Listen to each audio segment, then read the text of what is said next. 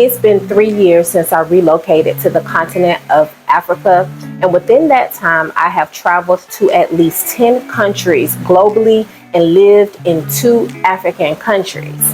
In my last video, I explained what culture shock is, gave you the 4 phases, as well as shared how I was affected on a basic level when moving to the continent of Africa.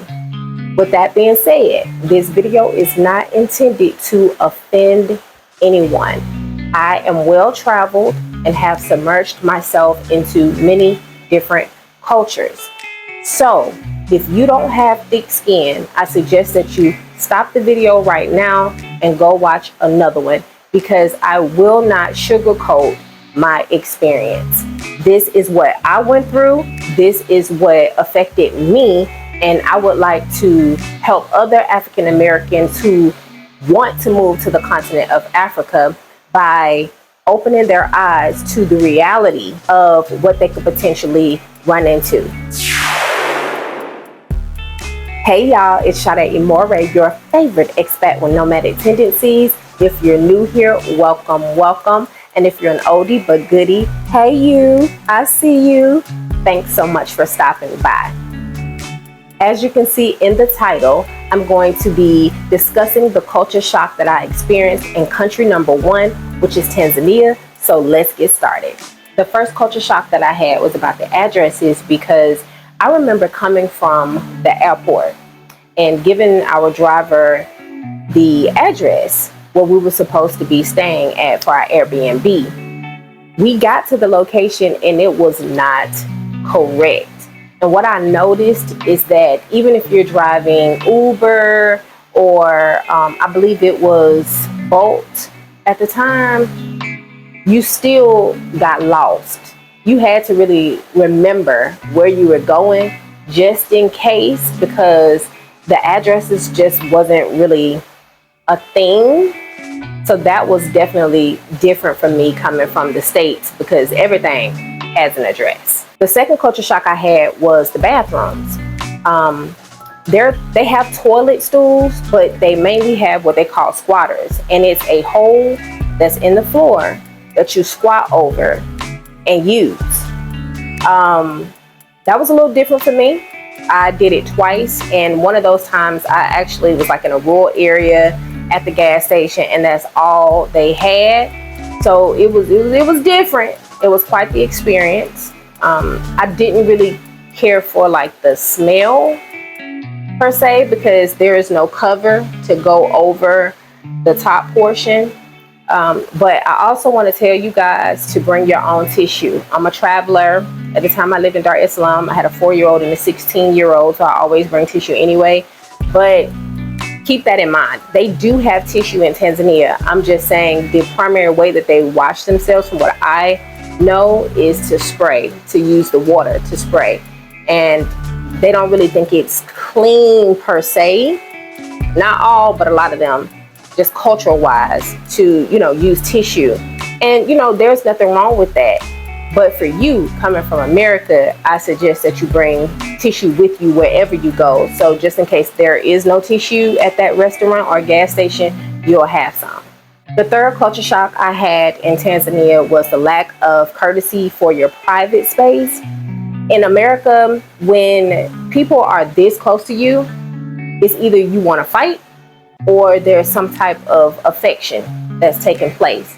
So we like to keep people at arm's reach of us, right? And then also too, if you're like a spitter, all of that won't be hitting me in my face. But in Dar es Salaam, you can have this much space between you and the next person, and somebody will wiggle their way in between you and be skin to skin. So you're literally sitting like this, like a mummy, or standing there, skin to skin. Now, I never could get used to that, which leads me to the fourth culture shock in Tanzania, which is the body odor. I'm not trying to be disrespectful or rude, but it was very strong. And it's one of the reasons why I didn't take public transportation, because most of the times people were packed on those minivans and buses like sardines, like literally hanging on the outside of them. And if we're talking about culture shock number 3, which is being in your personal space, having an armpit over you, or, you know, people just leaning and laying on you because of how many people are on that bus, it's too much. So, you know, I want to put it out there that they do have deodorant and soap, all the things. A good example would be when you purchase the herbal deodorant, the natural deodorant, and you know how after a couple of hours you get hot, and it seems to activate that Funyun scent, and you know you need to go home and wash up under your arms. It's like that, but times 10. So that was definitely a culture shock for me. The 5th culture shock that I experienced in Tanzania that I wasn't used to coming from the States is police officers pulling you over for money. I remember we were getting ready to leave Tanzania, and Bweni specifically, and a police officer pulled us over. She didn't like the amount of money that our driver was giving her. So she literally made us wait a little bit, despite us telling her that we needed to be at the airport at a certain period of time. It was irritating, and it teed me off, because why? Like, why are y'all doing that? You know, some people say that the amount of money that they make is not enough, and so they, you know, do this to earn a little bit of extra income. But if you ask me, it's tacky and it's not really the way to go. If you're in America and you do something like that as a cop, despite what you see on TV, many of them are held accountable and they're going to lose their job. So that was something that was definitely a culture shock for me. The 6th culture shock that I experienced in Tanzania is the bargaining. You know, in the States, everything has a price on it.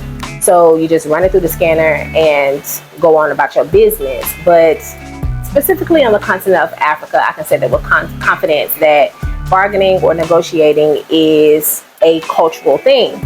I love knowing what the price is, but I also like to bargain because you can get your fruits and vegetables down or close to the price that the locals are paying, instead of going to the store and paying the imported, you know, price for the same fruits and vegetables that you could have paid with the local. Also, you are helping the locals out. And so it's, you know, a really good thing to do. It's just frustrating and a little bit irritating when you don't know the prices and, you know, are getting overcharged because you are a foreigner. But negotiating can be fun, right? Depending on how you look at it, for at least me anyways. The 7th culture shock I experienced in Tanzania was the lack of punctuality in time. You know, that's a big thing for us because time is money in the States. But over, I'm going to say again, on the continent of Africa, things move slowly. And they could tell you they're going to do something today or tomorrow, and it could be 3 days later. So if you are a planner, this would kind of be frustrating for you because 9 times out of 10, they're not coming when they say, or they'll schedule you an appointment and either forget or know it's a holiday and then don't come and won't answer the phone because they're not in the office. So when you speak to them probably 2 days later, that's when they tell you, oh, it was a holiday or whatever the case is. So you have to bring your patience because nothing gets done on time. And if you want it to move any faster, you're going to pay a little small. The 8th and final culture shock that I had in Tanzania was being called Mzungu, which means white foreigner or white. I didn't like this, but it was explained to me that because African Americans are coming from the West and they have certain characteristics as well as the money of a Westerner, we are looked upon as white foreigners. However, the treatment is a little bit different now which I witnessed with my own eyes, but I won't go into that because there was clearly a separation between the real white people and then the African Americans. I would have preferred to be called Black foreigner or African American foreigner or African American in general, not a white person, but that was what they called us, and I thought that was kind of strange at first, but I didn't really hear it as much. But I just want to let you guys know that if you are in Tanzania and you hear Mzungu, 9 times out of 10 they're talking about you. Well, that's all I had for today. Thank you guys so much for watching. I'll see you in the next video. Shalom.